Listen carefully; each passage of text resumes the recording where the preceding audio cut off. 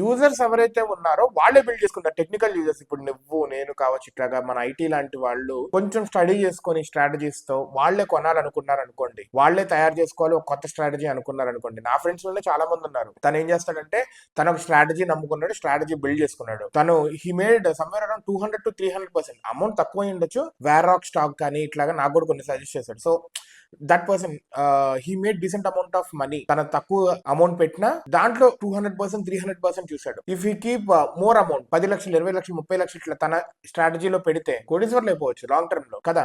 అంటే యూజర్స్ కి టెక్నికల్ గా తెలుస్తుంది. ఇప్పుడు వీళ్ళ సిగ్నిఫికెన్స్ ఏముంటుందంటే ఇన్ఫ్రాస్ట్రక్చర్ వైజ్ ఉంటుంది. సో ఇలా ఉండబోతుంది అని చెప్తున్నారు. అండ్ ఇది చెప్పటమే కాదు, నేను కళ్ళారా కూడా చూసాను. నా ఫ్రెండ్ ఒక అతను ఎక్సెల్ షీట్ లో తయారు చేసుకొని మొత్తము బై సెల్ ఇదొక్కటే మిగిలింది, మిగతా అదంతా ఎక్సెల్ షీట్ లోనే ఒక యాప్ లా చేసుకున్నాడు. ఎక్సెల్ షీట్ ఓపెన్ చేస్తే ఒక వెబ్సైట్ లా ఉంటుంది. నాకు అది చూస్తే ఎంత ముచ్చటేసిందో. తనకి ఇంకా పైథాన్ రాదు, అబాప్ దీని మీద చేస్తున్నాడు. పైథాన్ నేర్చుకొని పైథాన్ లో చేశాడు. సో ఫ్యూచర్ మారిపోతుంది విత్ ఇన్ ఫ్యూ ఇయర్స్.